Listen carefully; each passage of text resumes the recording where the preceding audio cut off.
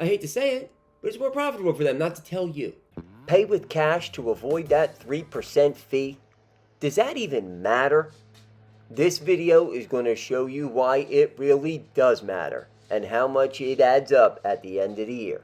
Anyone paying with a debit or credit card will have a 3% surcharge added to their final bill. Sometimes they'll put this on the counter, sometimes they'll put it at the bottom of the menu.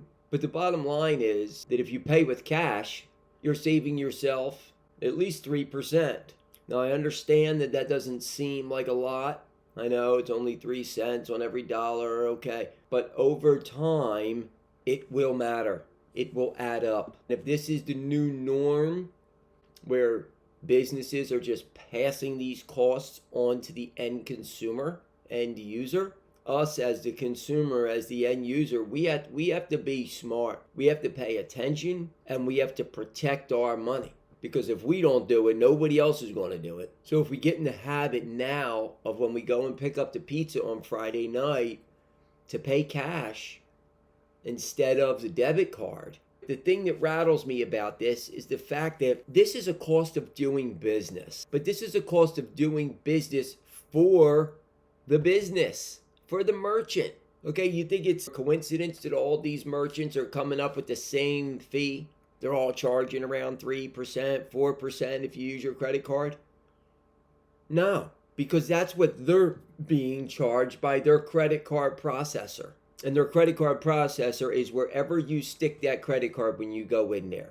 The places that love to get you to tap or slide it here, use your chip there, right? All of that, that is their merchant services. That is their credit card processor. And that, for processing all those payments, the merchant processors, they charge a fee to the business. To the business, right? Every time they swipe that debit or credit card, if it's for $25, the business isn't seeing that $25 right then and there.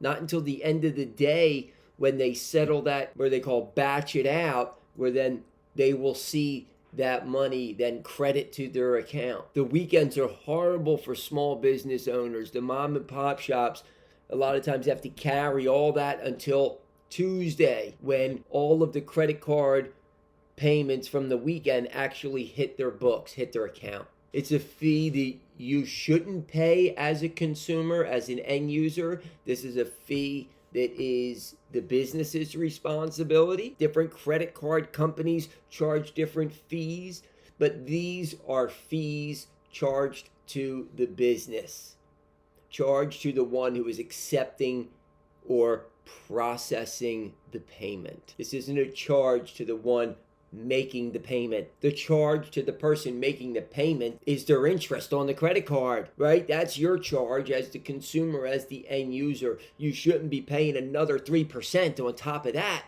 That's the business owner's responsibility. So just keep it simple.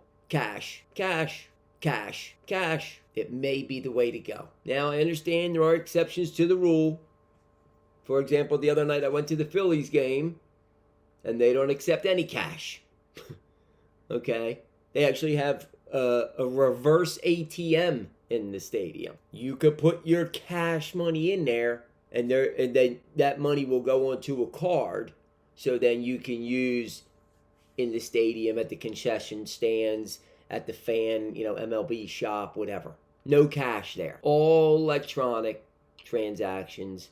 Every one of those transactions has a fee associated with it that Citizens Bank Park, Philadelphia Phillies, Aramark, whoever it is, they're paying that fee on every transaction. Citizens Bank Park is the exception. They don't take cash, but a lot of other places still do take cash. And if they offer you a discount for paying with cash, you got to give that a thumbs up. That's the way to go. Be observant when you're walking into your local businesses, because it's becoming so common that they don't even tell you anymore. They used to say, we charge a couple percent more if you pay with a card. They don't even say it anymore. One, because you involuntarily paying their fees. You are covering their expenses, number one. And number two, it's more profitable for them. I hate to say it, but it's more profitable for them not to tell you. pay attention when you're going in mom and pop shops. If you're going to a Best Buy or a Wegmans, cash, debit, that's all the same. Credit, it's all the same to them.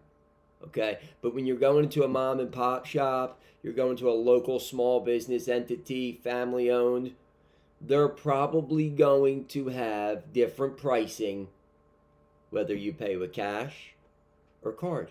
Just pay attention and make the smart decision. If you go in there one time and you pay with your card and then you see the sign that says, 3% upcharge, next time you go back there, let's do better.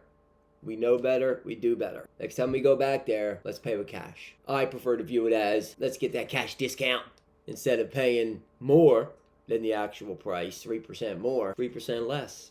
How about that? It's a fee that you shouldn't be paying. It's a fee businesses are passing on down to the consumer, passing it to the end user. If they start passing on this is their merchant processing fee. Okay, what's next? Pay attention. Let me know below if there's places that you go to that charge that difference, that give that discount for cash. For me, the local pizza places, they all do it. 3% discount if you pay cash. So I'm hitting up the Wawa, getting my money out for free, and going and picking up the pizza at the 3% discount. You should do the same. Every percent adds up. If we just use the pizza example and assume that we spend $50 a week when we go to pick up our pizza, that 3% adds up to over $75 at the end of the year. And that's just with one merchant. Think how much this can really add up. Let's make smart financial decisions so we can live a great financial life.